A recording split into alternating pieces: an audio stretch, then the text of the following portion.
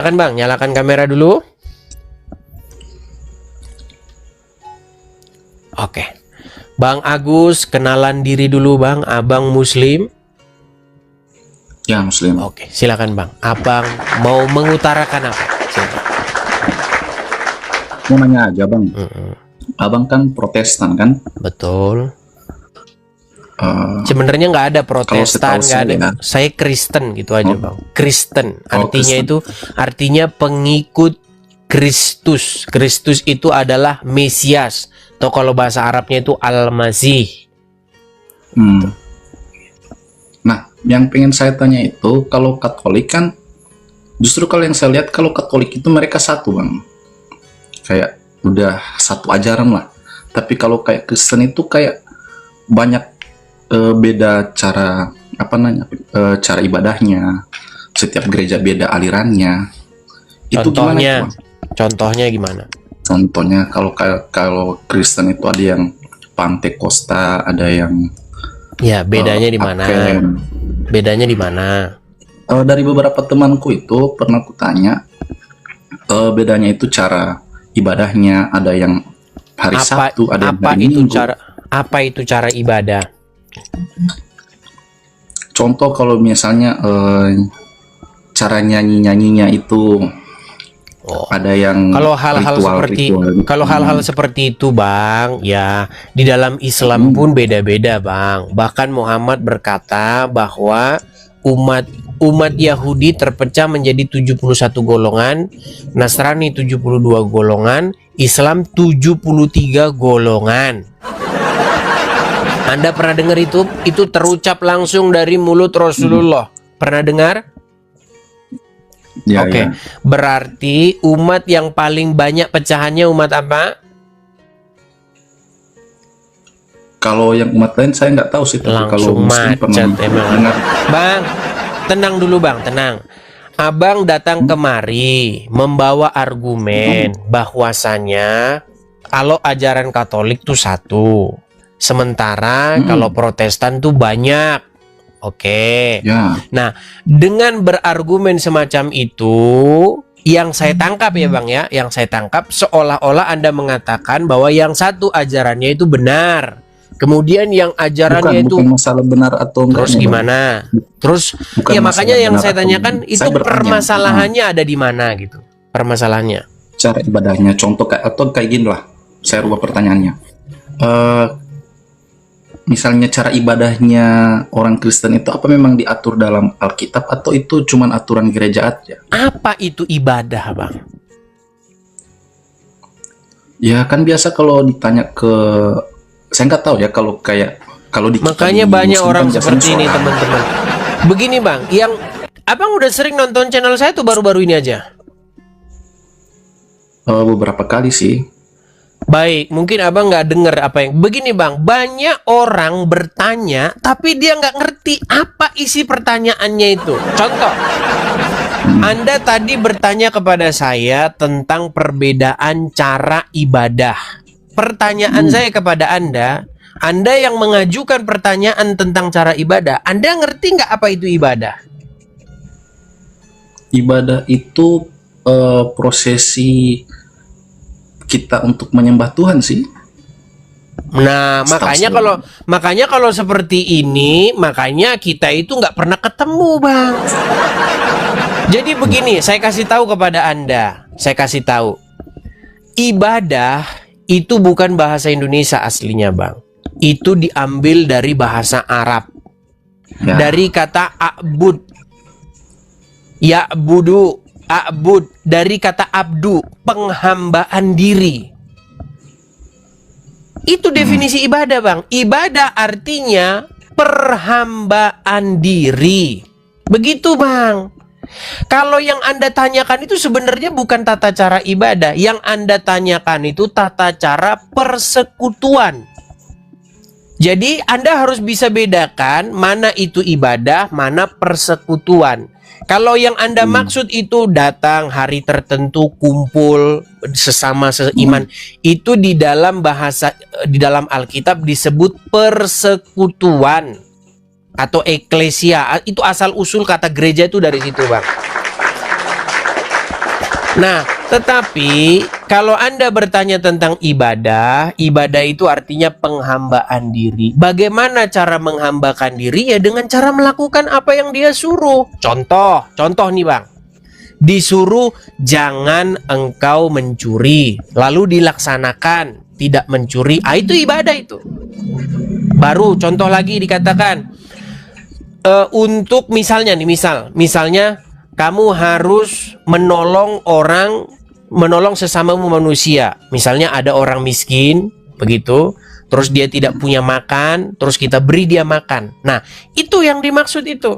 Penghambaan diri itu. Berbakti. Begitu. Kalau bahasa Indonesianya. Nah, kalau tata caranya persekutuan beda-beda ya nggak masalah. Mau jingkrak boleh, mau hening boleh, nggak masalah, Bang. Tidak ada hal yang esensial kalau Anda mengatakan itu bukan masalah kan. Tetapi kalau Anda mengatakan itu masalah, bagaimana dengan umat muslim yang terpecah menjadi 73 golongan? Dan satu golongan saja yang masuk surga, yang lain masuk neraka semua. Betul nggak? Iya, aku nanya aja sih Bang, karena kenapa aku tanya sampai ibadahnya itu. Beberapa kali nanya teman Kristen sih jawabannya sering gitu, ya lagi ibadah. Nah, Bang, jangan diulangin gitu. Bang, jangan diulangin. Barusan tadi saya ngomong, Bang. Aduh, memang saya ngomong apapun gak didengar ya. Bang, tadi sudah saya bilang, Bang, yang Anda maksud bukan ibadah, Bang. Yang Anda maksud persekutuan. Astaga, udah dijelasin berbusa-busa juga. Memang berat. Bang, Anda bisa bedakan nggak persekutuan dengan ibadah? Bisa bedakan? Gini Bang, kalau orang datang ke satu bangunan tertentu, lalu di sana mereka melakukan kegiatan-kegiatan tertentu, itu artinya persekutuan. Yang bikin itu ibadah adalah orang-orang awam. Entah itu orang Islam, entah itu orang Kristen, sama aja. Makanya ada istilah ibadah hari ini. Hari ini kita selesai ibadah. Lah, kalau selesai ibadah itu bahaya, Bang. Gimana? Kalau ada istilah di dalam Alkitab, hari ini kita berhenti beribadah, artinya hari ini kita berhenti menghambakan diri kepada Tuhan. Itu yang dimaksud Bang, persekutuan. Masih nanti diulangin lagi sama dia. Memang berat ini ya saudara-saudara ini. Makanya Bang, kalau Anda mendengar ya, di dalam Al-Quran ada satu ayat yang berbunyi begini. Tidaklah kami ciptakan jin dan malaikat illa liya'budun. Yang artinya kalau dalam bahasa Indonesia, tidaklah diciptakan jin dan malaikat kecuali untuk beribadah kepadaku. Anda tahu nggak ayat itu? Tahu aja Bang ya. Tahu nggak ayat itu? Tahu. Artinya seorang muslim itu diciptakan hanya untuk ibadah, bukan untuk yang lainnya. Nah, masalahnya Anda ngerti nggak ibadah itu apa? Nah, banyak orang di dalam pikirannya ibadah itu adalah kegiatan memasuki bangunan tertentu. Makanya Bang, bahasa-bahasa di dalam Al-Quran dan Alkitab itu sering tidak sama dengan bahasa-bahasa di pasar, di tengah-tengah orang awam. Itulah yang membuat debat agama ini sering terdebat kusir. Karena orang yang berdebat tuh orang yang gak paham gitu loh. Sama-sama gak paham. Yang Islam ada pihak-pihaknya, yang Kristen juga sama. Ya, begitu. Makanya jangan gini loh.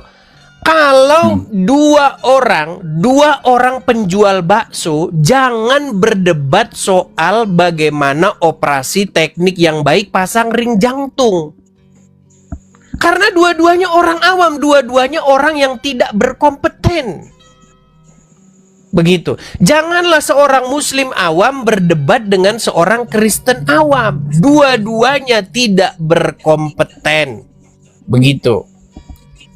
Makanya di channel ini itu bukan membahas hal-hal yang dipahami oleh orang awam. tetapi hal-hal yang dimaksudkan oleh penulis Al-Quran maupun penulis Injil tersebut. Begitu Bang. Abang nangkep nggak dengan yang saya utarakan? Oke, apa tujuan Anda diciptakan? Sebentar, apa tujuan Anda diciptakan? Untuk beribadah kepada Allah. Oke, kalau Anda tidak beribadah, berarti Anda telah mengalami disfungsi penciptaan, betul? Betul. Oke, pertanyaan saya kepada Anda, apakah sekarang Anda sedang beribadah? Kalau beberapa pengertiannya itu ibadah bukan cuma nanti sholat juga kan? Nah, Cari itu nafkah yang untuk saya kita maksud, ibadah. Bang. Ya. Itu yang saya maksud. Kalau di dalam pikiran orang awam, ibadah itu ya begini. Itu di dalam orang Islam yang awam. Sama, di dalam kepala orang Kristen yang awam, ibadah itu pergi ke gereja itu. Tetapi jadi pengertian, kalau di Kristen itu nggak ibadah yang harus sebenarnya ke bukan gereja itu. itu Begitu. Ke gereja itu nggak wajib ya? Tidak dikatakan wajib, Bang. Dikatakan jangan engkau, ada ayatnya di dalam Alkitab nih ya, saya kasih tunjuk. Di dalam Alkitab ada ayat yang berbunyi, jangan engkau menjauhkan diri dari pertemuan-pertemuan kudus. Nah, kata pertemuan itulah, Bang, yang diterjemahkan jadi ibadah. Sebentar ya. Saya kasih tunjuk dulu ayatnya. Nih ya, saya kasih tunjuk. Ini banyak orang-orang nggak paham nih, Bang ya. Siap.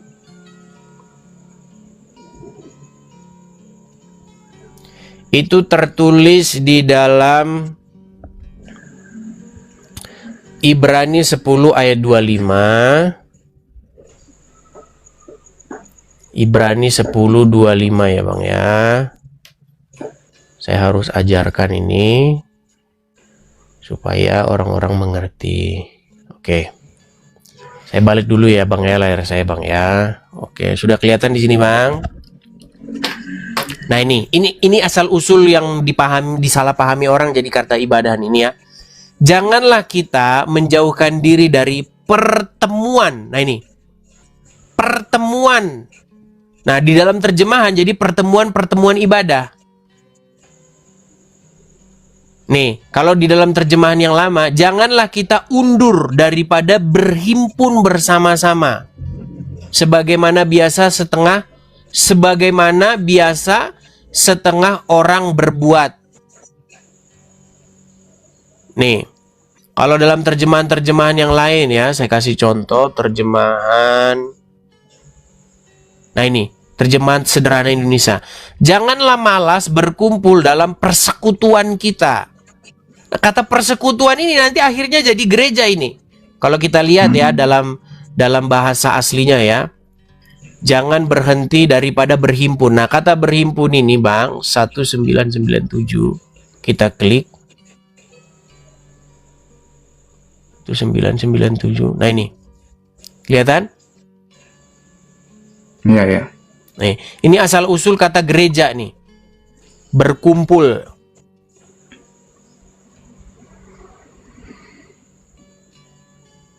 Tuh, Bang.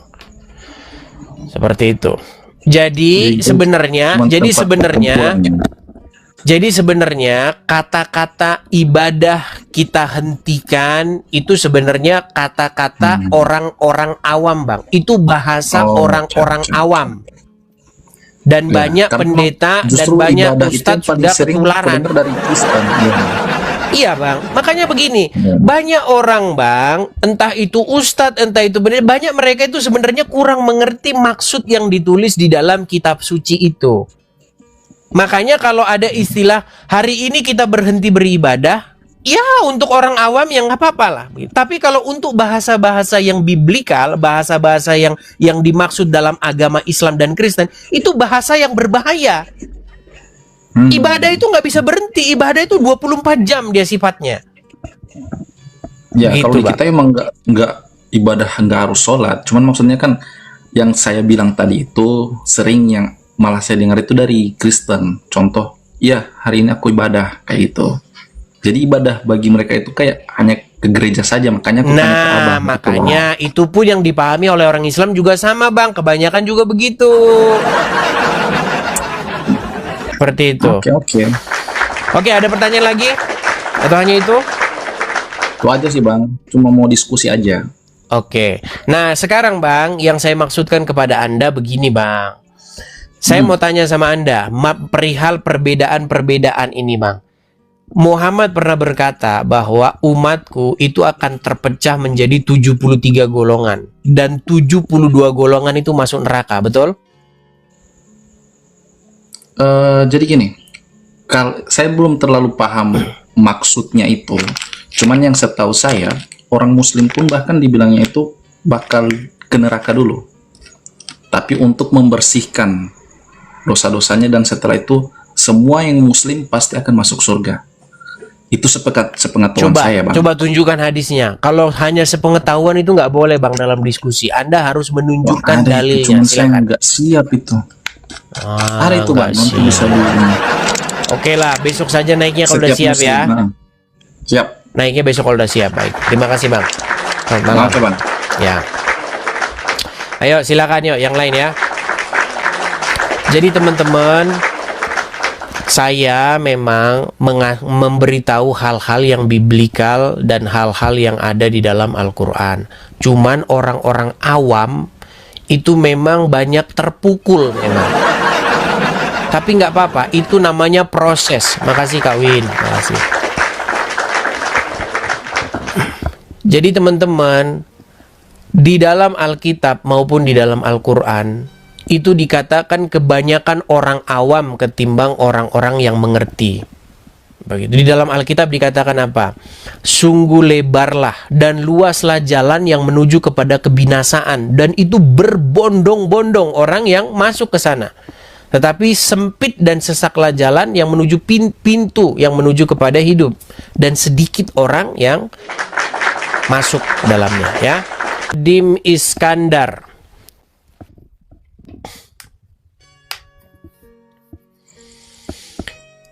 Oke, Bang Nadim Iskandar, mungkin abang bisa ke tempat yang lebih terang. Ya, sip, mantap. Silakan Bang. Abang Muslim ya? Sebentar Bang, abang Muslim.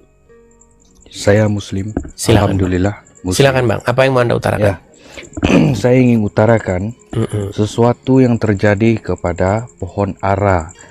Disebabkan Abang Edis juga mengkaji Al-Quran juga ya. Oke. So, saya ingin bentangkan Markus ayat 11 Oke. yang menyatakan Yesus mengutuk pohon ara. Bagaimana Yesus boleh mengutuk pohon ara? Oke, kita lihat daripada ayatnya. Keesokan harinya, sesudah Yesus dan ke-12 muridnya meninggalkan Betania, Yesus berasa lapar. Betul? Betul. Dan dari jauh ia melihat pohon ara yang sudah berdaun. Ia mendekatinya untuk melihat kalau ia mendapat apa-apa pada pohon itu, tetapi tidak ada buah untuk dimakan. Oke. Saya tahu justru Yesus pada waktu itu berasa lapar, betul? Ya. Oke. Tetapi waktu ia tiba di situ, ia tidak mendapatkan apa-apa selain daun-daun sahaja. Oke. Sebab memang bukan musim buah ara. Oke. Yesus tahu pada musim itu bukan musim buah ara. Betul? Ya, terus. Maka katanya kepada pohon itu, jangan lagi seorang pun makan buahmu selama-lamanya. Dan murid-muridnya pun mendengarkannya. Jadi, intinya, kalau Yesus sudah tahu pada waktu itu bukan musim buah ara, mengapa dia tidak tahu bagaimana buah ara itu berbuah? Dan mengapa Yesus bisa mengutuk pohon ara itu untuk dijamak? Karena tidak didapati buahnya di sana, Bang. Dikatakan di dalam ayat tersebut dikatakan bahwa karena ia tidak mendapati buah di situ, maka akhirnya dia berkata kepada pohon ara itu, mulai dari hari ini tidak akan lagi yang seperti yang Anda bacakan lagi. Lalu keesokan harinya dikatakan bahwa pohon itu telah kering seperti itu. Lalu ditutup dengan ayat, aku berkata kepada kamu, di situ ada berkata, jikalau imanmu sebesar biji sesawi saja, maka engkau dapat berkata kepada gunung ini, hai gunung, tercabutlah engkau dan tertanamlah di laut, maka ia akan patuh kepadamu. Nah, jadi memang ayat ini Bang, itu saya akui, ini ayat ini memang kontroversial ya, kontroversial ayat ini. Yang saya maksudkan begini Bang, kalau Anda berbicara dengan saya ini orangnya itu sangat-sangat berpikir modern ya. Nah, sekarang begini Bang, anggap saja ini, menurut Anda ini, karena salah satu buku yang saya bahas itu adalah The Five Gospels ya. Buku yang membahas tentang apa yang sungguh-sungguh benar-benar dikatakan Yesus dan apa yang merupakan kata-kata yang sebenarnya tidak pernah diucapkan oleh Tuhan Yesus. Sekarang yang menjadi problem, sebelum saya bahas itu lebih dalam, begini Bang.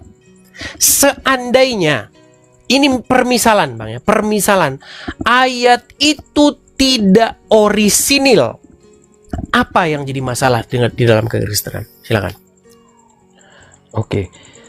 Kalau Yesus sudah tahu pada waktu itu bukan musim buah ara, mengapa dia masih lagi mahu? Oke, maka dari itu Bang, tadi jawaban saya itu sudah cukup simpel Bang. Begini Bang, tadi jawaban saya itu sudah cukup simpel. Begini Bang, Abang kan mempertanyakan, mempermasalahkan ayat tersebut. Saya ngerti Abang bikin pertanyaan itu asal muasalnya dari mana. Jadi Bang, ada sebuah buku yang berjudul The Five Gospels. Abang pernah tahu buku itu? Pernah tahu tentang buku itu? Oke. Buku itu membahas, buku itu berbicara tentang mencari apa yang sungguh-sungguh benar-benar dikatakan oleh Tuhan Yesus dan apa yang benar-benar apa yang ditambahkan belakangan. Karena ini teman-teman, saya ngomong ini ya, jangan nanti teman-teman, ini pandangannya ngeri. Begini, saya kasih tahu, gini. Di dalam Alkitab, ini omongan ini agak keras dan ini hanya dibahas di meja-meja para akademisi. Orang-orang awam tidak pernah diceritakan hal-hal yang seperti ini di gereja. Begini Bang, saya ini adalah orang yang percaya bahwa ada banyak tambahan-tambahan di dalam Alkitab. Jadi ketika penyalin itu menyalin Alkitab, di dalam Alkitab itu ditambahi oleh para penyalin-penyalin itu sendiri. Begitu. Salah satunya misalnya tentang kutipan kata-kata, dengan demikian ia menyatakan bahwa semua makanan itu halal. Itu juga kata-kata yang ditambahkan. Cuman ini banyak, saya kasih contoh Bang ya, biar Abang ngerti. Makanya sebenarnya tadi udah langsung saya cut saja. Kalau Anda mengatakan bahwa itu ayat tidak orisinil, maka apa yang menjadi masalah tentang agama Kristen? Begitu. Karena Bang, kalau sudut pandang saya memang mempercayai tentang adanya ayat-ayat di dalam Alkitab yang tidak orisinil. Begitu. Saya kasih tunjuk dulu sama Anda, saya kasih contoh ayat yang tidak orisinil dalam Alkitab, tetapi yang akhirnya jadi kitab sucinya orang-orang Kristen tertentu. Saya kasih tunjuk ya Bang ya. Sebentar.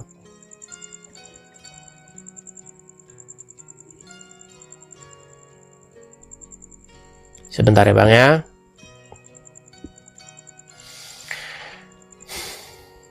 Saya kasih contoh misalnya di dalam Markus pasal yang ke-7 ya Bang ya.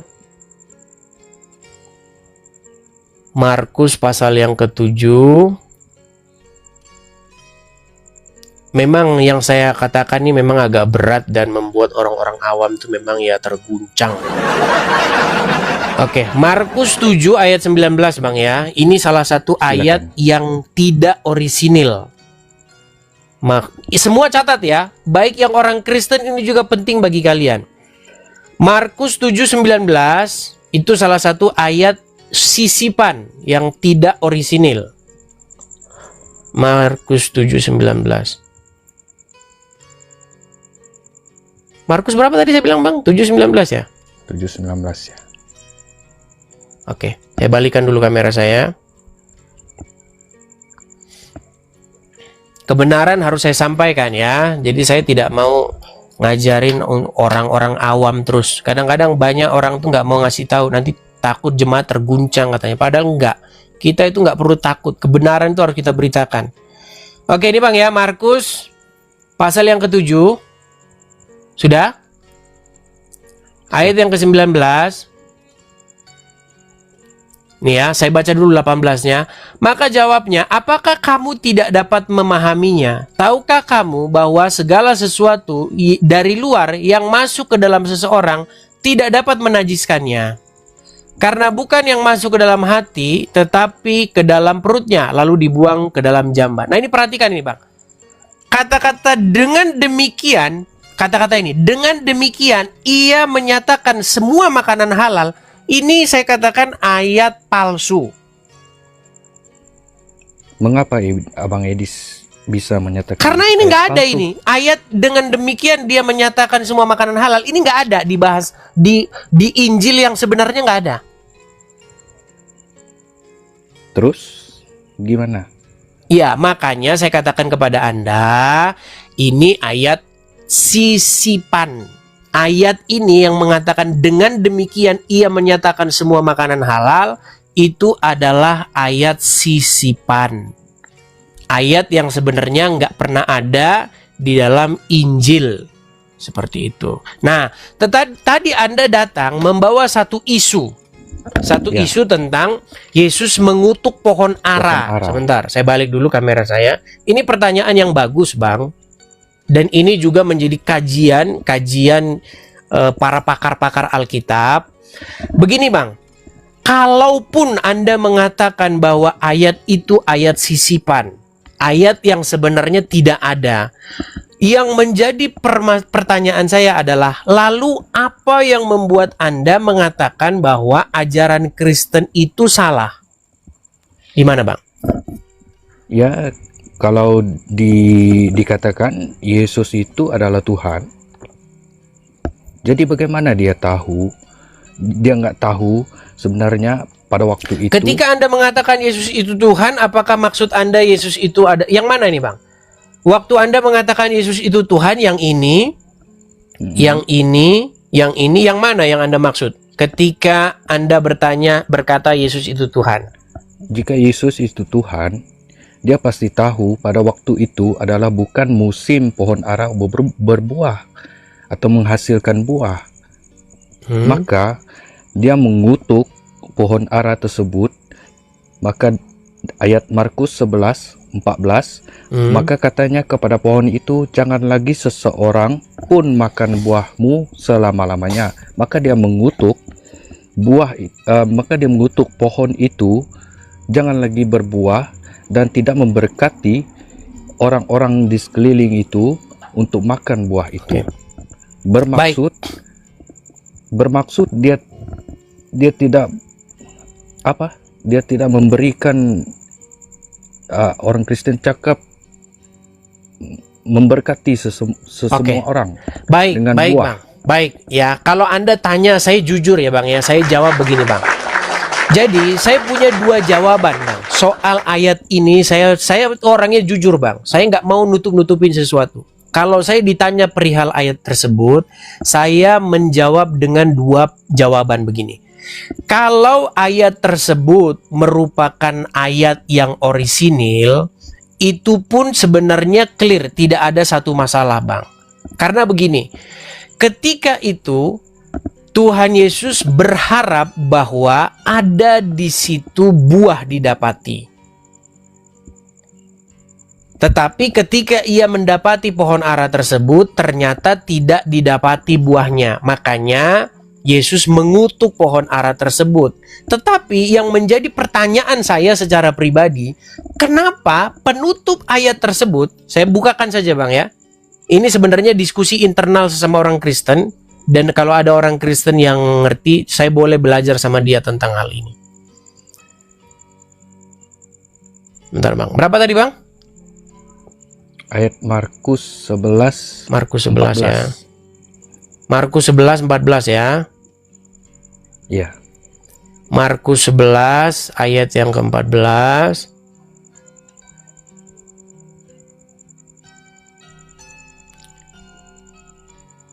Sebentar Bang, tapi ada yang lebih panjang Bang. Ini versi yang pendek Bang ya. Sebentar. Karena itu versi yang pendek Bang. Kalau versi yang panjangnya saya kasih tahu. Sebentar.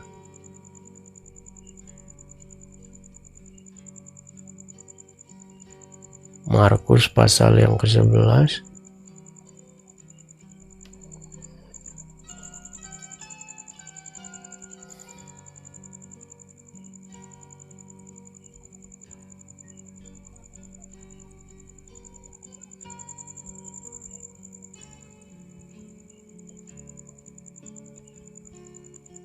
Sabar ya Bang ya.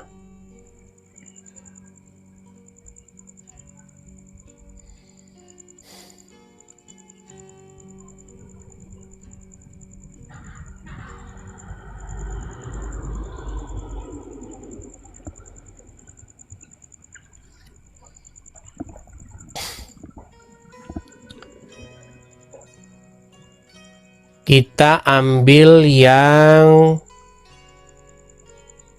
versi panjangnya itu ada di Matius 21 Bang ya. 21.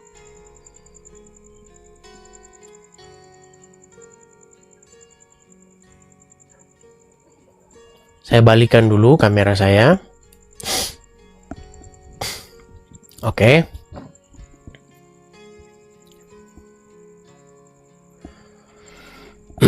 Saya bacakan ya Bang ya. Ya. Oke.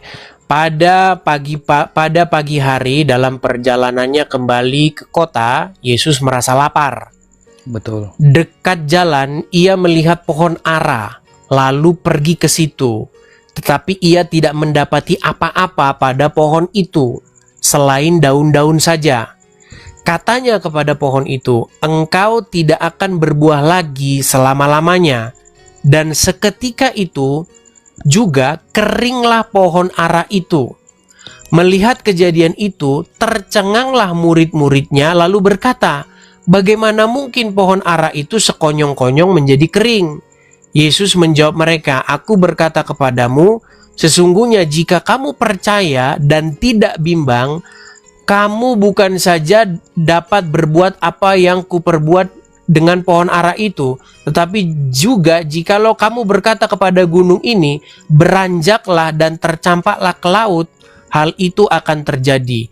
Dan apa saja yang kamu minta dalam doa dengan penuh kepercayaan, kamu akan menerimanya." Nah, pertanyaan, kalau saya fokusnya bukan ke pertanyaan Anda mengenai Yesus, Tuhan kok nggak tahu pohon buah ara, betul? Itu pertanyaan Anda kan? Ya. Oke, jadi begini Bang. Sebenarnya Bang, kalau kita berbicara tentang pohon ara Bang, pohon ara itu tidak seperti, ini yang setahu saya ya, coba nanti teman-teman boleh koreksi, saya nggak mau juga sok tahu. Begini Bang, yang saya pelajari, saya balik dulu ya. Ini pertanyaan menarik sebenarnya. Dan ini menjadi pokok bahasan saya dengan para orang-orang yang mendalam mengkaji Alkitab. Di dalam pemahaman saya, nanti tolong Anda bisa koreksi kalau salah. Abang tahu pohon jambu air atau pohon jambu batu? Tahu. Oke. Kalau setahu Abang itu, dia buahnya itu buah-buah musim-musim tertentu aja nggak?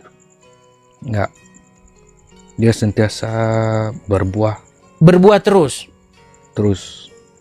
Oke, ada nggak musim-musim di mana pohon jambu tidak berbuah begitu? Nggak. Nah, ini setahu saya, nanti tolong dikoreksi. Sewaktu saya membaca-baca ini tentang pohon ara itu, dia itu memang semerawut begitu dia. Dia walaupun tidak bermusim buah, dia ada buahnya itu kadang-kadang tetap ada. Tapi buahnya tidak sebanyak pada waktu bermusim. Seperti itu. Itu yang saya baca, yang saya pelajari. Kalau salah tolong dikoreksi. Saya tidak mengatakan bahwa statement saya itu benar. Tapi selama saya mempelajari, pohon ara itu dia berbuah walaupun dia tidak musimnya. Walaupun dia kadang-kadang dia itu bisa tidak berbuah sama sekali. Sama seperti pohon-pohon misalnya kayak pohon jambu batu begitu. Kita kalau ke situ berharap ada buahnya. Nggak seperti pohon durian. Kalau pohon durian, dia memang di bulan tertentu, musim tertentu. Selain daripada itu, dia nggak bakal ada buahnya. Setahu saya seperti itu yang saya pelajari. Makanya pada waktu belum musim buah ara pun, ketika orang mendekat kepada buah ara, dia boleh berharap di situ tetap ada buahnya yang bisa dipetik. Nah, ketika Tuhan Yesus datang kepada pohon ara itu dan tidak ada di situ didapatinya, maka dia berkata kepada pohon itu supaya pohon itu seperti tadi. Lalu terjadilah demikian. Seperti itu. Itu jawaban saya yang pertama. Nah, untuk jawaban saya yang kedua, ya, jawaban ini mungkin akan membuat banyak orang Kristen mungkin agak berpikir aneh-aneh dengan saya. Saya itu gini. Saya itu Kenapa bisa berpikir aneh sesama Kristen? iya, karena begini Bang, saya ini waktu belajar Alkitab Bang, saya ini benar-benar meneliti Alkitab tersebut. Dan saya termasuk orang yang percaya bahwa di dalam penerjemahan atau penyalinan Alkitab, itu sering orang menambah-nambahi cerita. Kenapa bisa menambah cerita? Iya, makanya kita Kalau jujur aja. faktanya ada di dalam Alkitab. Karena ketika orang menyalin naskah-naskah tersebut, mereka itu menafsirkan isi Alkitab tersebut. Contoh seperti yang saya kutipkan tadi, di situ kan ada kata-kata dengan demikian ia menyatakan bahwa semua makanan itu halal. Nah, kata tersebut itu kalimat tersebut adalah tafsiran daripada sang penyalin itu.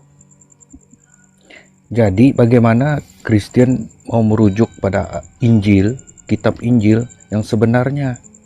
Oke, kalau begitu pertanyaan saya, di mana Injil yang sebenarnya? Ya, Di mana Injil yang sebenarnya? ya. Iya, Jika pertanyaan saya semuanya sama Abang. Begini Bang. Bang, saya ini orangnya sangat terbuka dan saya sangat senang dengan diskusi yang ilmiah akademis seperti ini. Islam datang, pahlawan, kalau menurut saya seperti pahlawan kesiangan, ingin menawarkan nih, ini Injilnya. Saya juga periksa Bang, saya bukan orang yang langsung anti begitu, enggak. Saya periksa. Saya mengkaji isi Al-Quran itu Bang, habis-habisan saya kaji. Pertanyaan saya adalah, lalu jawaban Anda seperti apa tentang itu? Adakah Anda memberitakan kepada saya satu Injil yang asli? Tidak. Ya Jadi sudah selesai Bang. Berarti yang Anda bawa itu tidak lebih baik. Begini, yang Anda bawa itu tidak lebih baik daripada kejujuran yang saya utarakan. Seperti Abang Edis yang katakan tadi, kitab Injil banyak dipalsukan. Jadi mana yang tulin? Makanya Bang, saya memberitahukan kepada Anda, Injil itu masih ada naskah-naskah tuanya.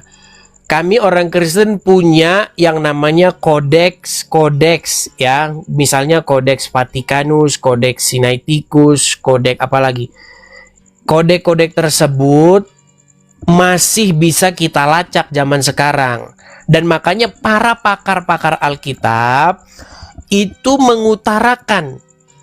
Makanya Bang, kalau Anda baca Injil yang di dalamnya untuk kajian-kajian para akademisi, itu dikasih tahu naskah-naskah sebelumnya itu tidak ada yang seperti itu.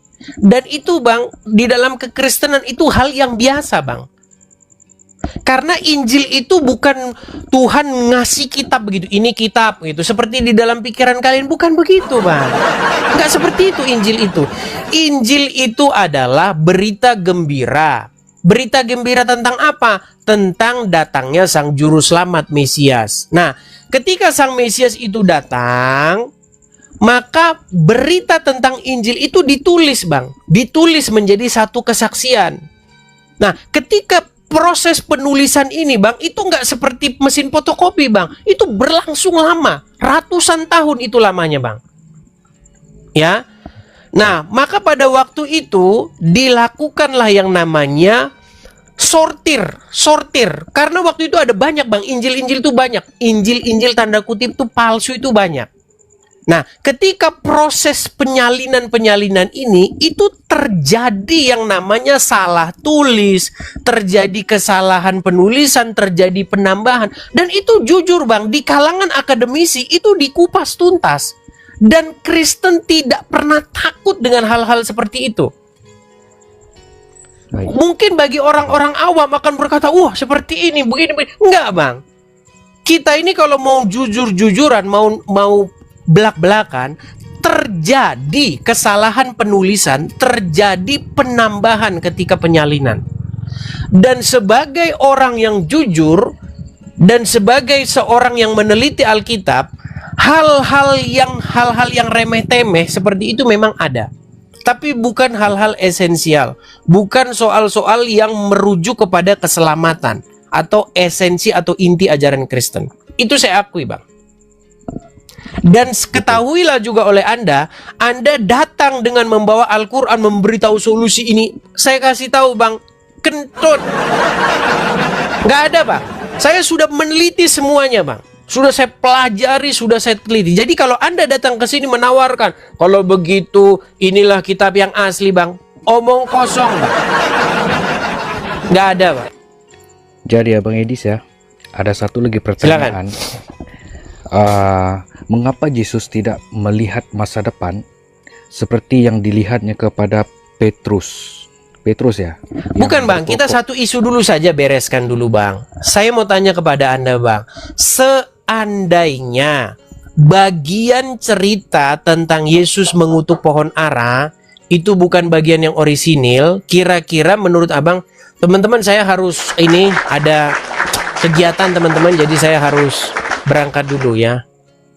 Jadi saya harus berangkat dulu. Kita lanjutkan besok lagi ya. Ini tema menarik, tapi saya sebenarnya pengen bahas ini sampai tuntas, tapi mau gimana lah, gitu ya. Oke bang ya. Sambung besok lagi ya. Sambung besok lagi ya. Oke, baik. Terima kasih. Saya turunkan ya. Bang, kalau perbedaan agama Kristen Protestan dengan Katolik, kan di Katolik kan ada patung, sedangkan di Protestan atau Kristen tidak ada patung. Kenapa ya? Oke, justru saya yang mau bertanya kepada abang, itu karena abang kan Katolik, betul kan? Nah, saya pernah menanyakan ini ke suatu room. Saya tidak mau menyimpulkan ya. Saya tidak mau menyimpulkan, tetapi saya bertanya dulu, apakah ini adalah ajaran Katolik atau tidak? Sebentar ya. Saya balikan dulu kamera saya bang ya. Ya. Saya balik dulu kamera saya sebentar. Mohon menunggu sebentar. Saya tunjukkan dulu. Dan ini saya mau tanyakan kepada abang, apakah ini adalah ajaran Katolik atau tidak? Sebentar ya.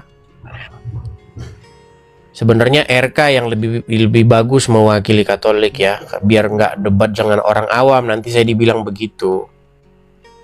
Oke, saya hilangin dulu ya bang ya. Oke, sebentar. Oke. Bang, sebentar ya. Oke, sebentar. Aduh. Sabar bang ya.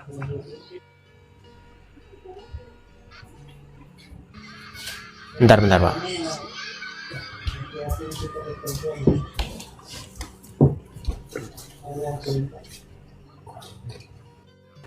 Bentar ya. Oh, sebentar bang. Saya mau tanya sama Anda. Ini lihat, kelihatan nggak gambarnya? Kelihatan nggak? Lihat. Oke. Sebentar. Sebentar.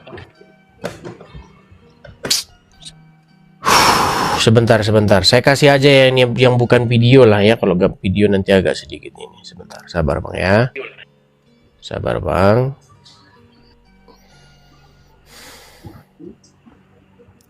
Abang datangnya dadakan, jadi agak sedikit saya ini bang. Agak sedikit. Oke, ini videonya RK ya bang ya. Nih bang. Makanya saya mau bertanya sama abang nih. Stop cium patung RK. Kristen tidak mengajarkan itu. Yosua sembah patung. Nabi Musa menyembah patung. Berarti Nabi Musa sesat, Yosua sesat. Tuhan yang mengajarkan Yosua dan Nabi Musa menyembah patung adalah Tuhan yang sesat, begitu. Nah, baik, otakmu. RK jangan menyembah patung. Iya, Yosua juga menyembah patung. Nabi Musa menyembah patung. Di bait suci pada saat itu banyak patung. Oke, yang mau saya tanyakan sama abang begini bang, kelihatan nggak ini bang? Sebentar. Ini gimana sih cara kelihatan, Bang. Sebentar, saya screenshot dulu ya, sebentar. Stop cium patung RK. Kristen tidak mengajarkan itu. Yosua sembah patung. Aduh, jaringan lagi. Sebentar. Saya perbesar saja bang ya. Oke, biar Yo. langsung ini. Oke, kelihatan nggak ini bang, gambar ini bang? Kelihatan ini? Kelihatan. Oke, Yo. kelihatan ini orang-orang bertekuk lutut, bersujud di hadapan Yo, patung bersujud. Maria. Kelihatan? Yo. Oke, kemudian ini juga kelihatan ini orang bertekuk lutut, bersujud nih. Kelihatan ya? Di hadapan patung Maria. Saya mau tanya dulu sama abang, Mana? apakah ini adalah resmi ajaran Katolik atau bukan? Apakah ini ada di kitabnya orang Katolik, ajaran supaya menyembah atau sujud di hadapan patung Maria? Sebelum saya simpulkan gitu. Karena saya tidak berani menyimpulkan karena saya tidak tahu apakah ini adalah ajaran resmi Katolik begitu. Pertanyaan saya, apakah ini adalah ajaran resmi orang Katolik untuk bersujud dan berdoa kepada Maria, kepada patungnya Maria begitu? Yo, resmi itu, resmi. Resmi. Berarti ajaran Katolik ya? Yo. Oke. Jadi menurut abang, apakah yang seperti ini itu ada dasar Alkitabnya? Silakan bang. Saya malah mau belajar nih, mau belajar ini. Coba, tolong ajarin saya di mana di dalam Alkitab diajarin untuk menyembah patungnya Maria. Silakan. Tidak Saya tahu, balik Bang. dulu. Tidak tahu. Gimana? Tidak tahu. Tidak tahu. Berarti abang hanya ikut-ikutan saja?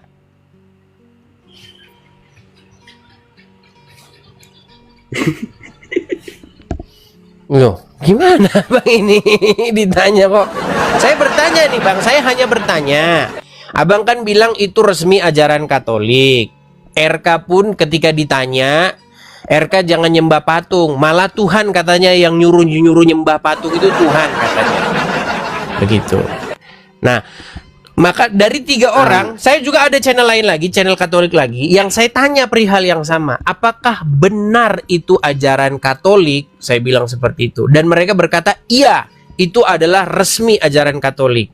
Jadi membakar dupa begitu kepada patung Maria, kemudian sujud-sujud kepada patung Maria, itu katanya ajaran Katolik resmi. Bukan 3 orang yang saya tanya, termasuk Anda.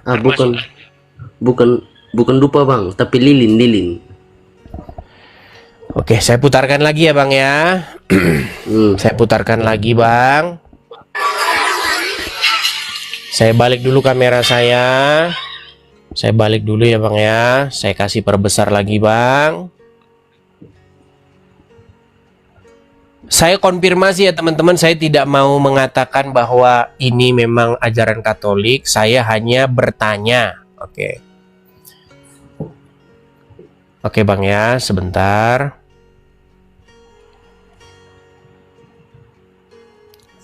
Ini videonya RK. Oke.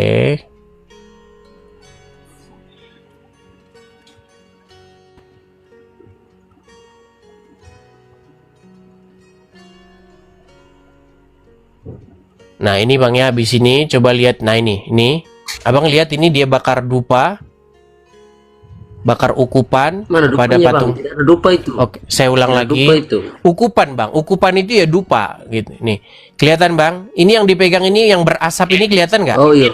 Ah, yang Iya dupa. memang agak kurang jelas Iya sih ya. dupa. Iya. Jelas nggak ini? Sebentar, saya tangkap layar lagi ya. Aduh, sebentar. Nampaknya kok kurang ini ya.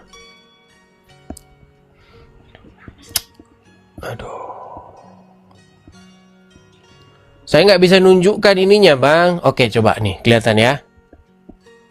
Ini mengusung-usung patung Maria, begitu ya. Tuh. Sujud ya. Di hadapan patung Maria, begitu. Sayangnya tidak bisa saya perbesar. Nah, makanya yang saya pertanyakan kepada Anda, apakah itu adalah ajaran resmi Katolik? Anda bilang iya. Nah, makanya kalau itu ajaran resmi Katolik, pertanyaan saya, nih saya kasih aja gambarnya dah. Nah ini kelihatan. Kelihatan, Bang? Yo, kelihatan. Oke. Kelihatan orang-orang di situ bertekuk lutut, bersujud di hadapan patung Maria. Yo. Oke, dan Anda katakan itu adalah ajaran resmi Katolik?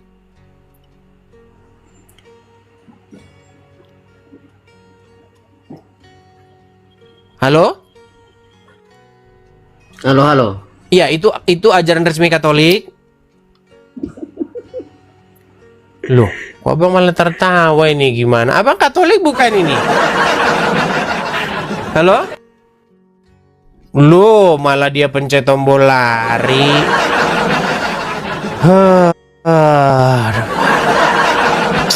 Berat. Oke, baik ya, kita lanjutkan ya. Teman-teman, sekali lagi teman-teman ya. Saya bertanya apakah itu resmi ajaran Katolik? Dia bilang iya. Karena kata RK ini ya, RK yang bilang katanya, yang menyuruh menyembah patung itu kata RK adalah Tuhan. Begitu. RK yang ngomong loh, bukan saya yang ngomong. Oke, kita lanjutkan kembali diskusi kita. Silakan ya, bagi yang mau berdiskusi, bagi yang mau membantah, naik diskusi dengan saya. Ingat ya, kita berdebat atau berdiskusi. Kita bukan hujat menghujat atau caci maki memaki ya. Silakan. Kita kasih naik yang berikutnya ada karena kalau di dalam Alkitab yang saya pelajari ya, nggak tahu kalau Alkitab versi yang sudah ditafsir, dirombak sama RK ya. Kalau di dalam Alkitab yang saya baca, kalau ada orang mengajari Anda cium-cium batu, ya, sujud-sujud di hadapan batu, sujud di hadapan patung, ya, mencium-cium patung, itu dikatakan di dalam Alkitab itu pengikut setan yang terkutuk. Ya, seperti itu. Sekali lagi teman-teman ya, di dalam Alkitab itu dilarang. Saya pernah bilang begini, di dalam Alkitab tidak ada di dalam Alkitab larangan untuk memberikan hormat, untuk memberikan sujud kepada manusia. Sekali lagi nih, dengarkan ya, di dalam Alkitab tidak pernah Tuhan melarang supaya seseorang itu memberi hormat, menyembah begitu ya, menyembah atau membungkukkan badan di hadapan manusia, di hadapan raja. Nggak ada. Yang ada adalah perbuatan seperti itu dilarang dilakukan kepada patung-patung, kepada batu, kepada benda-benda mati. Begitu. Supaya kalian itu ngerti kalau baca Alkitab itu. Baca Alkitab lagi. Di dalam Alkitab dikatakan di situ berkali-kali bahwa orang-orang besar, ya, para pembesar, orang-orang terhormat itu dihormati. Bahkan biasa mereka berdiri atau di hadapan para pembesar itu dia sujud sampai mukanya sampai ke tanah. Itu biasa di dalam Alkitab itu. Kalau Anda biasa baca Alkitab, Anda akan menemukan hal demikian berulang-ulang. Gitu ya. Bagaimana ketika Mephibosheth dia sujud kepada Daud, menyembah kepada Daud. Dan itu tidak dilarang. Itu dalam Alkitab itu, hal seperti itu tidak pernah dilarang oleh Tuhan. Tidak pernah Tuhan berfirman, jangan engkau sujud kepada manusia, jangan engkau menyembah manusia, nggak ada. Yang ada, jangan engkau sujud menyembah kepada patung, kepada batu, kepada berhala, itu yang nggak boleh. Ya. Oke, silakan yuk. Bagi yang mau berdebat soal itu, naik ke sini. Kita buktikan. Ayo, naik. Jangan cuma nyerocos saja di anu. Nggak tahu di mana begitu. Saya sudah kasih kesempatan. Mari kita berdiskusi soal itu. Kita kasih naik yang berikutnya ada bentar ya. Wester. Ya, Bang. Oke, silakan Bang. Abang Islam? Tidak Kristen. Oh, Bang Kristen. Oke, ada apa Bang? Kristen kok naik Bang? Silakan. Mau tanya pasal yang abang cakap penyembah patung. Sebab saya kan Kristen Katolik. Abang Kristen Katolik. Halo? Ya, silakan. Abang itu yang menjelaskan. Anda Benar, sebagai Bang. Katolik, Anda jelaskan apakah, karena ada 3 orang yang saya tanya, apakah itu ajaran resmi Katolik? 3-tiganya bilang iya, begitu. Apakah Anda setuju? Sebentar, saya kasih dulu ya gambarnya ya. Bentar Bang, sabar Bang, saya balik dulu. Oke, Abang bisa lihat gambar ini? Saya balikin dulu Bang, biar badan Boleh, saya boleh. tidak menghalangi ya Bang ya. Saya balik dulu, biar badan saya tidak menghalangi. Abang bisa lihat gambar itu dengan jelas? Jelas. Oke, saya tanya dulu sama Abang, apakah itu adalah resmi ajaran Katolik? Ya. Iya, oke. Makanya saya bertanya kepada Anda, Bang. Nah, di mana di dalam Alkitab diperintahkan untuk sujud, untuk membungkuk ataupun untuk menyembah patung Maria? Silakan.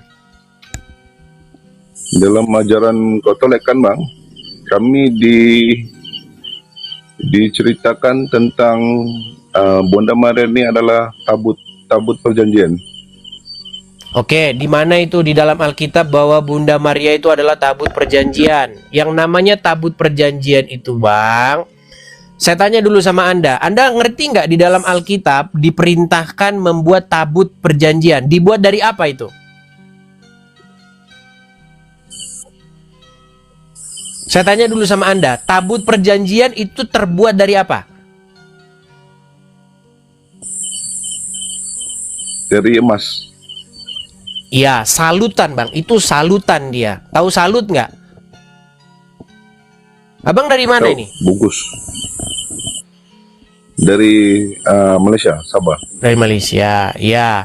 Itu dia emas tapi disalut Bang, bukan emas murni, dia disalut, dia di apa namanya di, kalau bahasa ininya disulam begitu, apa dibikin benang begitu ya, dilapis begitu ya, bahasa ininya kurang lebih seperti itu. Nah, tabut itu Bang, pada waktu itu fungsi tabut itu apa?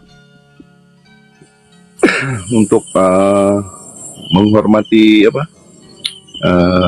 Tentang Bukan apa? Bang, Kelahiran, bukan itu. Itu tabut itu Bang, dulu dibuat itu ada alasannya Bang. Begitu.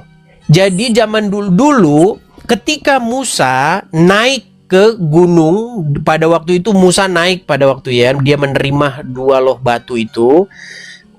Bangsa Israel pada waktu itu nunggu, Musa nggak turun-turun ini kan. Lama dia nggak turun-turun, akhirnya orang-orang Israel pada waktu itu ribut karena menganggap Musa sudah mati. Nah, karena mereka menganggap Musa tidak turun-turun dari gunung tersebut, maka mereka membuat patung lembu, ya. Lah, lalu berkata, supaya biarlah patung lembu ini, inilah Tuhan yang menuntun kita keluar dari Mesir. Nah, dibuatlah patung lembu itu. Nah, sehingga ketika Musa turun dari gunung tersebut, Musa sudah marah luar biasa, dipecahkanlah dua loh batu itu, dan akhirnya patung itu pun diremukkan dan digerus, begitu dikatakan. Nah, pada waktu itu justru mereka jatuh kepada penyembahan berhala, dosa, karena mereka membuat patung dan menyembahnya. Baru akhirnya dibuatlah sebuah tabut perjanjian, dan di situ mereka kalau mau jalan, tabut itu harus di bagian depan seperti itu. Nah, di dalam apa isi tabut itu, Bang? Apa isi di dalam tabut perjanjian itu? Tidak tahu. Kitab. Iya, pantesan. Bukan kitab, Bang.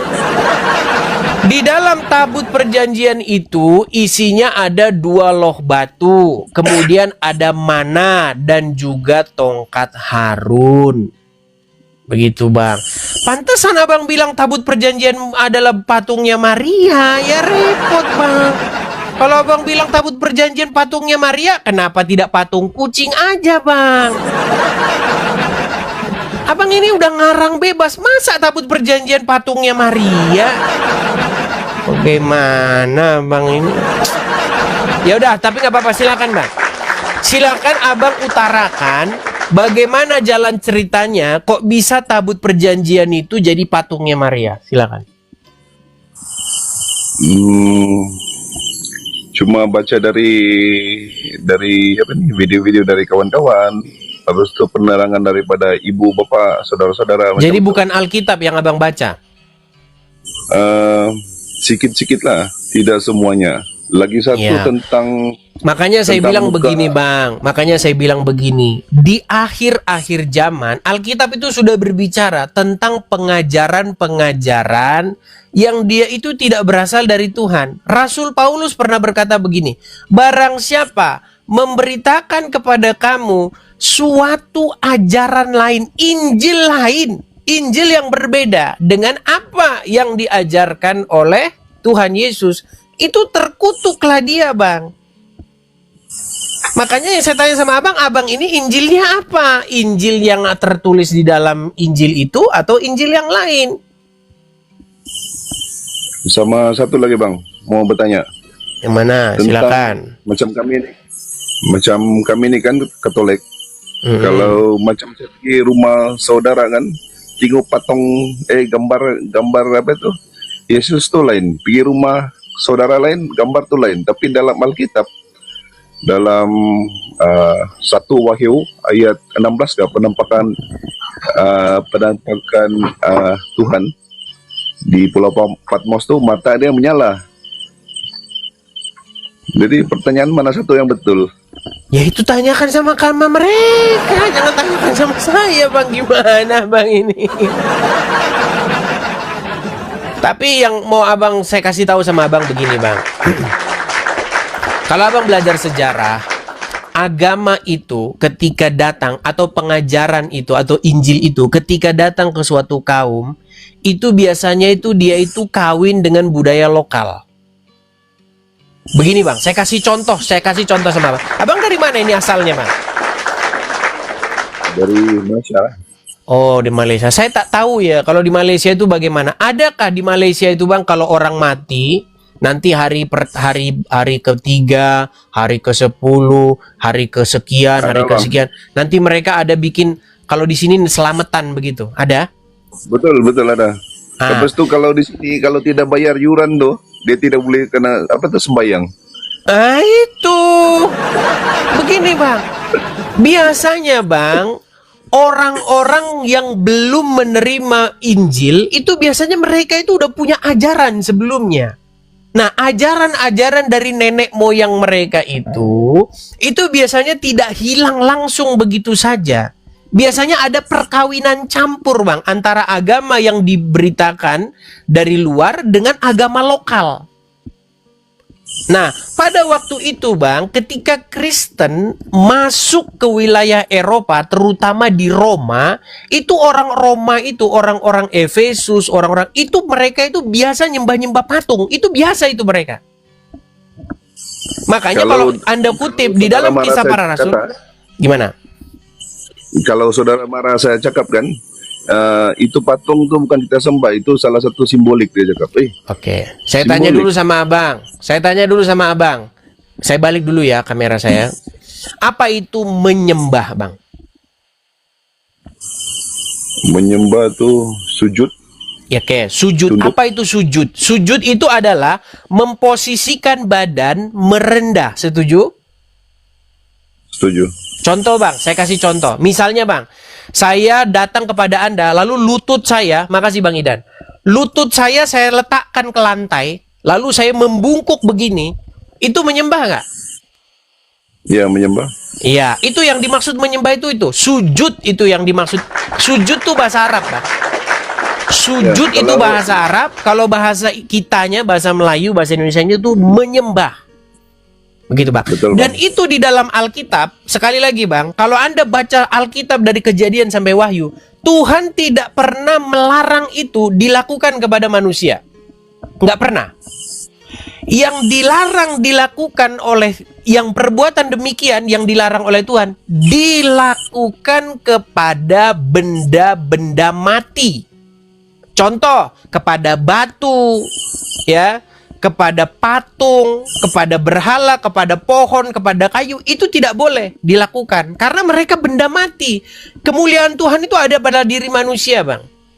Begitu. Makanya Tuhan menempatkan rohnya di dalam diri manusia dan diingininya dengan cemburu. Makanya roh itu, kita ini manusia ini sebagai gambar Tuhan ini, jangan kita ini melecehkannya dengan cara menyembah sujud kepada batu, kepada patung, kepada benda-benda mati. Kalau kepada manusia nggak apa-apa Bang. Dalam Alkitab itu hormat, sujud, penyembahan kepada manusia itu dalam Alkitab berkali-kali dilakukan dan Tuhan tidak pernah larang itu. Adapun seorang malaikat atau seorang manusia yang Kalau menolak macam disembah kami ada. kan, Bang Edis. Ada seorang malaikat ataupun manusia yang menolak penyembahan itu. Ada, tetapi kalau Tuhan melarangnya tidak ada. Seperti itu. Nah, sekarang saya balikan sama Abang nih. Saya balikan kamera saya. Coba Bang, saya tanya sama Anda Bang. Mereka yang saya lihat, yang Abang lihat di layar itu, mereka membungkukkan badan nggak? Lutut dulu. Saya kasih gambar yang lain yang ya, sampai berlutut sebentar. Itu kelihatan berlutut Bang? Iya, berlutut. Oke, berlutut kepada siapa di situ Bang? Patung Bunda Maria. Kepada patung. Coba Bang, di mana dalam Alkitab disuruh berlutut kepada patung? Apalagi kepada patungnya Maria. Tidak. Oke, lalu dari mana Tidak Abang ada. dapatkan itu? Dari Injil mana Abang dapatkan itu? Cuma dari tradisi Katolik tuh lah. Iya, tradisi Katolik itu dapatnya dari mana Bang? Tidak tahu. Saya cuma ikut dan Ikut-ikutan sebab dari saja. kecil, kan? Hanya ikut-ikutan saja kan Bang? Ya. Itu Bang, makanya saya bilang, kalau hanya ikut-ikutan saja, ya mau gimana Bang? Namanya kalau ikut-ikutan ya mau gimana? Saya kasih contoh Bang. Makanya saya tuh bertanya dulu Bang sebelumnya, apakah ini ajaran resmi Katolik gitu loh. Ini yang saya tanya. Contoh nih, saya kasih contoh lagi misalnya. Ini Bang ya, saya kasih contoh. Mana sih tadi gambarnya? Nih, kelihatan Bang? Iya. Agak sedikit buram ya. Nah ini. Sujud kepada Ya, jelas, foto jelas. paus begitu. Ini resmi ajaran Katolik. Betul. Oke, sujud kepada fotonya paus. Tuh. Ya paus berdoa begitu kepada paus. Tuh yang mana lagi?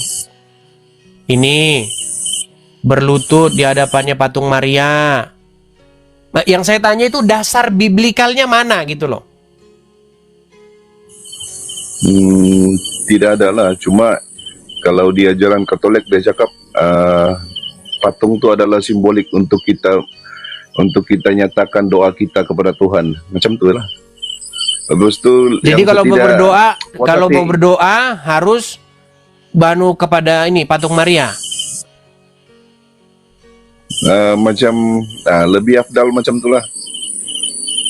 Guna patung Iya, Bunda makanya Maria tu. makanya sebelum kita mau berkata apakah itu ada, makanya saya tanya dulu Bang, dasar biblikalnya mana? Nah ini kan sampai sujud tuh kan? Kelihatan nih kan sampai Iya. terjatuh nih kan? Betul kan? Betul nggak?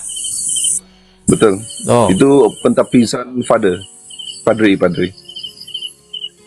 Nah, makanya itu yang mau saya tanyakan, Bang. Nih, seperti ini nih.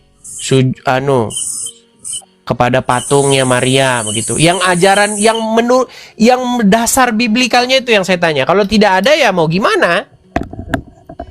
Berarti kan Anda sedang memberitakan sesuatu Injil yang lain begitu. Saya sering Bang difitnah Bang. Banyak orang memfitnah saya ini, tapi saya itu diam saja selama ini Bang. Sekitar 6 bulan saya itu diam. 6 bulan saya dikatakan Edis memberitakan Injil yang lain katanya. Bukan Injil yang diberitakan bapak-bapak gereja. Loh, saya memang tidak mau gini Bang. Saya tidak mau memberitakan Injil yang diberitakan bapak-bapak gereja. Saya mau memberitakan Injil yang diberitakan oleh Tuhan Yesus. Begitu Bang.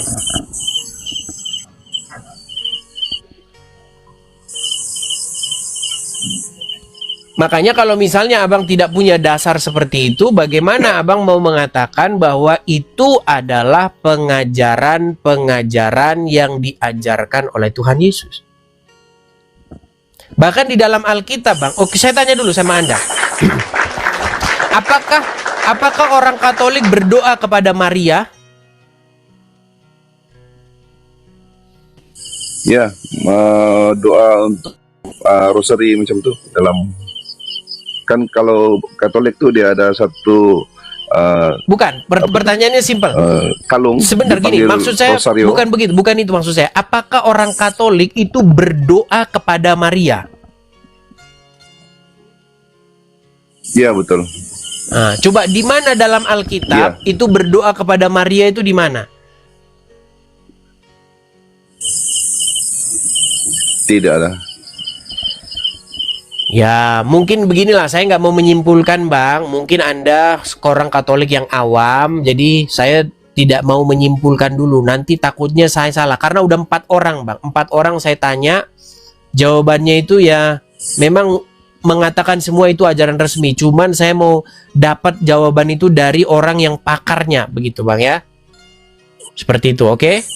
Nanti biar nggak jadi fitnah di antara kita, oke? Oke, baik. Saya turunkan ya Bang ya. Oke, Tolong. baik. Ya, silakan yuk teman-teman ya. Silakan. Kalau teman-teman mau berdiskusi, silakan. Mari diskusi dengan baik. Kita kasih naik ada sebentar ya. Octavio, silakan Octavio. Ya, silakan Octavio. Oh, iya. Halo Bang. Kecilin dulu musiknya Bang ya. Musiknya kecilin dulu Bang. Oke. Abang Kristen atau Islam? Nampaknya Katolik kalau saya lihat. Iya. Abang Islam atau Kristen? Saya Kristen Katolik. Oke. Silakan Bang. Apa yang mau Abang sampaikan? Yang gambar yang tadi Abang perlihatkan itu, itu bukan berarti kami orang Katolik itu menyembah Maria, bukan menganggap Maria itu sebagai Tuhan, bukan. Saya tidak pernah mengatakan bahwa orang Katolik menganggap Maria itu sebagai Tuhan Bapa di sorga. Saya nggak pernah bilang itu, Bang. Begitu. Gini Bang, disembah. Begini Bang ya, kita harus pelan-pelan Bang ngomongnya begini Bang. Gini Bang. Abang pernah dengar nggak istilah kata-kata yang ada di tengah-tengah masyarakat menyembah uang. Pernah dengar itu istilah seperti itu? Ya. Oke, abang pernah dengar istilah menyembah jabatan, menuhankan uang? Pernah dengar istilah begitu? Ya, ya. Nah, ketika ada istilah menuhankan uang, itu bukan berarti bahwa menganggap uang itu adalah Tuhan pencipta langit dan bumi. Enggak, Bang. Menuhankan itu, pengertiannya itu bukan menganggap dia pencipta langit dan bumi, Bang. Seperti itu. Nah, yang mau saya tanyakan sama Anda, saya balikin dulu lagi biar kelihatan gambarnya. Sebentar ya, Bang ya. Sabar, Bang. Oke, saya balikin dulu supaya badan saya tidak menutupi ya, Bang ya. Oke.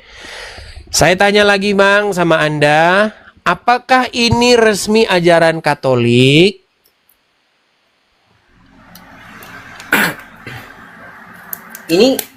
Ini sudah tradisi, bukan ajaran. Oh, bukan ajaran berarti? Ya. Oh, kalau bukan ajaran ya berarti ngapain? Berarti salah saya kalau gitu, Bang. Oh, yang lain tadi bilang ini ajaran resminya. Yang lain bilang tradisi, gimana? Yang benar yang mana? Cuman ini aja.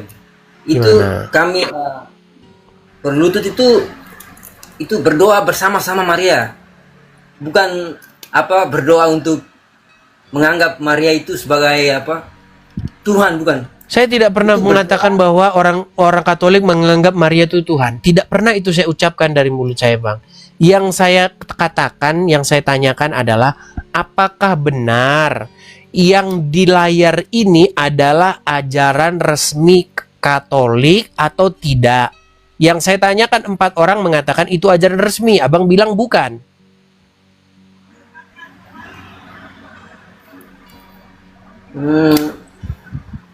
Itu kan tidak ada dalam Alkitab. Oke, kalau tidak ada saya setuju, Bang. Makanya itu yang saya tanyakan. Dasarnya itu di mana melakukan hal-hal seperti itu? Bertekuk lutut di hadapan patung, itu dasarnya dari mana? Kan saya mau belajar. Soalnya kata RK, Tuhan menyuruh Musa dan Yosua nyembah patung. Dan ini kami menganggap Bunda Maria itu sebagai menghormati aja. Bang, kalau menghormati Bunda Maria, saya pun menghormati Bunda Maria. Tetapi menghormati Bunda Maria bukan dengan cara membuat patungnya lalu sujud kepada patungnya, bukan itu caranya. Iya, tapi itu tanda sebagai berdoa. Berdoa kepada Maria? Berdoa bukan berdoa kepada Maria, tapi berdoa bersama dengan Maria untuk menyampaikan doa kepada Bapa di surga. Berdoa bersama Maria.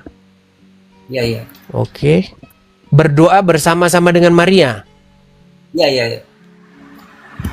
Itu Tapi yang saya tangkap bukan itu, Bang. Yang saya tangkap bukan berdoa bersama Maria, yang saya tangkap berdoa kepada Maria. Itu yang saya tangkap. Ataukah saya salah di sini karena saya nggak tahu? Begitu, Bang. Mungkin saya sekitar 3 atau 2 kali ke gereja Katolik. Saya nggak pernah yang kayak begini-begini, Bang. Saya biasa aja datang ke gereja Katolik. Di situ ada acara misa, nggak ada. Acara begini nggak ada, begitu. Makanya saya kebingungan, apakah ada acara yang begini selain daripada misa atau bagaimana? Yang saya nggak ngerti. ada. Biasanya ada doa rosario. Itu di bulan Mei dan Oktober. Itu ada berdoa itu. Berdoa bukan berarti berdoa kepada Maria, tapi berdoa bersama dengan Bunda Maria untuk menyampaikan doa kita kepada Bapa di surga. Itu saja. Oh, begitu. Tapi doanya bagaimana itu, Bang? Bagaimana doanya? Doanya itu ya, kalau saya kan orang Timor Leste. Kalau bahasa Indonesia itu Salam Maria. Salam Maria. Salam Maria itu ada. Oke, atau begini saja Bang, mungkin ada seorang yang lebih berkompeten supaya nanti diskusinya itu, karena nanti banyak yang protes dengan saya Bang. Ketika saya berdiskusi dengan orang-orang muslim, banyak yang inbox saya bilang begini, kamu tuh beraninya debat sama orang Islam awam. Nah, saya tunggu-tunggu ustadznya yang datang. Nah, ustadznya datang malah mengiyakan saya semua. Begitu. Nah, coba kira-kira abang setuju nggak kalau misalnya yang datang itu adalah seorang Katolik yang berkompeten seperti RK? Itu dia itu di Gini Bang, menurut abang RK berkompeten nggak untuk mewakili Katolik untuk berdiskusi dengan saya? ya Berkompeten dia? bisa. Berarti Anda setuju bahwasannya yang menyuruh menyembah patung itu Tuhan? Menyuruh menyembah patung Bunda Maria. Iya, mungkin maksudnya RK itu menyuruh nyembah patung Bunda Maria. Yang menyuruh itu Tuhan. Begitu. Anda setuju dengan statement RK? Dia bukan, tidak. Coba saya putarkan dulu ya videonya ya Bang ya. Biar nanti saya tidak dibilang fitnah. Begitu. Karena berkali-kali saya dikatakan sesat. Berkali-kali ajaran saya itu dikatakan ajaran sesat. Tapi saya sekali aja bikin video yang sesat itu yang ngomong begini. Sebentar ya. Saya kasih dulu Bang videonya. Sebentar Bang, sabar ya Bang ya. Nih, saya besarin ya suaranya. Stop cium patung RK. Kristen tidak mengajarkan itu. Yosua sembah patung. Nabi Musa menyembah patung. Berarti Nabi Musa sesat, Yosua sesat. Tuhan yang mengajarkan Yosua dan Nabi Musa menyembah patung adalah Tuhan yang sesat, begitu. Nah, hei, otakmu. RK jangan menyembah patung. Iya, Yosua juga menyembah patung.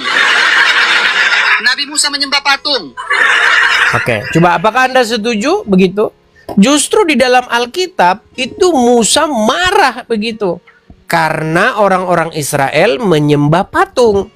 Dia turun dari bukit Sinai itu, ya turun dari gunung Sinai itu. Karena Tuhan berfirman kepada Musa, lihat itu kelakuan orang-orang Israel itu. Ya, mereka sudah menyembah berhala. Makanya Musa malah mengamuk gitu, dia ngamuk sejadi-jadinya itu Musa itu. Sampai dibanting itu dua loh batu itu dipecahkan sama dia. Begitu. Karena salah satu isinya itu jangan membuat bagimu patung yang menyerupai apapun, baik yang ada di langit, baik yang ada di bumi, baik yang ada di bawah bumi, di dasar di air. Tuh. Jangan sujud menyembah kepadanya. Itu udah jelas itu bunyinya. Tapi kalau patung itu digunakan sebagai media untuk pemberitaan kebenaran. Contoh misalnya Bang, misalnya Bang, ada patung misalnya Petrus di sampingnya kemudian ada patung ayam. Terus orang bertanya, apa itu maksudnya? Oh, itu maksudnya Petrus di situ menyangkal bahwa dia mengenal Yesus, menyangkal Yesus. Dia menyangkal Yesus 3 kali. Nah, setelah dia menyangkal Yesus, barulah ayam itu berkokok. Seperti yang sudah dikatakan oleh Tuhan Yesus kepada Petrus. Bukan untuk disembah-sembah, Bang. Begitu. Nggak salah, Bang, membuat patung itu tidak salah. Di dalam Alkitab, di dalam Alkitab itu diperintahkan pada waktu itu ketika Salomo mendirikan bait Tuhan. Di situ banyak didirikan semacam ukiran-ukiran, tapi tidak pernah untuk disembah. Itu yang digambar itu hanya media saja. Kami itu berdoa bersama dengan Maria, bukan berdoa kepada Maria. Oke. Ya. Oke, makanya saya bertanya, Bang. Saya bertanya seperti itu. Ya, Tapi yang saya tangkap itu bukan berdoa bersama, tapi berdoa kepada. Seperti itu. Makanya mungkin yang perlu menjelaskan ini adalah orang yang lebih berkompeten ya Bang ya, supaya kita tidak dibilang nanti kita di sini begini. Saya capek Bang dibilang begitu. Oke? Oke? Ya. Oke, baik, saya turunkan ya Bang ya. Ya. Oke, baik, saya turunkan.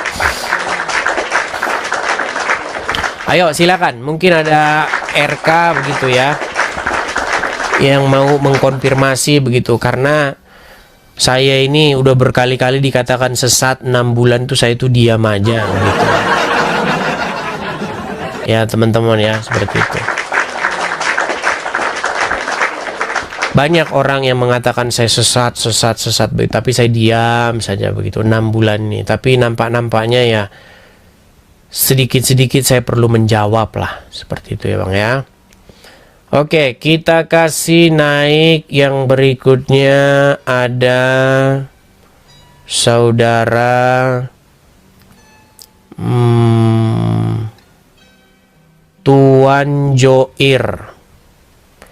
Ya silakan Tuan Joir. Halo Tuan Joir. Halo. Tuan Joir Sitanggang, silakan Bang, nyalakan kamera dulu. Ya, sebentar Bang. Hidupkan lampu. Kebetulan ngantri di SPBU. Abang Islam kah? Saya Katolik Bang. Oke, Katolik lagi. Silakan Bang, apa yang mau Abang sampaikan? Silakan. Waktu dan tempat dipersilakan. Silakan Bang. Jadi pada kesimpulan nih, pernah saya menjalani seperti apa yang telah dibicarakan oleh pembahasan yang tadi tentang penyembahan terhadap patung-patung tersebut. Memang itu sangat dilarang di dalam Alkitab. Sangat dilarang karena kita dilarang untuk menduakan Tuhan.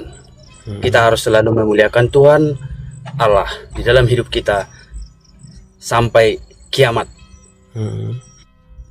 Dan kenapa bisa terjadi hal penyembahan tersebut? Karena begini itu, sebelumnya menurut sejarah antara agama dengan kesukuan yang berada di khususnya di Indonesia lah, tidak semudah yang dibayangkan untuk masuk ajaran-ajaran agama tersebut, khususnya kekristenan ini, ke dalam sebuah pengajaran yang dianut yang sebelumnya yang telah ada adat istiadat. Betul. Karena itu bagaikan minyak dengan air, itu nggak bisa bersatu. Jadi bagaimana agar supaya ajaran Tuhan Yesus Kristus dapat diresapi oleh setiap insan yang ada di Indonesia? Dan begitulah caranya Bang untuk menyatukannya itu. Makanya adalah acara adat seperti itu. Oke. Jadi itu bisa kita lihat contoh-contohnya, misalnya di era-era zaman sekarang, misalnya nih, pada waktu Kristen masuk ke tanah Batak, orang-orang Batak pada waktu itu sudah punya agama. Begitu. Apa agama orang-orang Batak pada waktu itu? Mereka bukan Parmalim, Bang. Pada Parmalim itu sebenarnya beda lagi, Bang. Jadi agama yang ada pada waktu itu adalah agama-agama suku, agama animisme, dinamisme seperti itu. Mereka biasanya berdoa kepada batu-batu, kepada pohon-pohon seperti itu. Mereka biasanya di situ akan melakukan ritual-ritual tertentu seperti itu. Nah, biasanya ketika Kristen masuk, hal-hal seperti itu belum betul-betul hilang. Makanya terjadi kawin campur begitu. Betul. Antara Kristen dengan agama lokal. Makanya terjadi percampuran budaya. Dia Kristen, tetapi dia masih melakukan yang namanya seperti apa, ngiris apa itu kalau orang Batak itu apa, buah apa itu, seperti jeruk purut itu ya.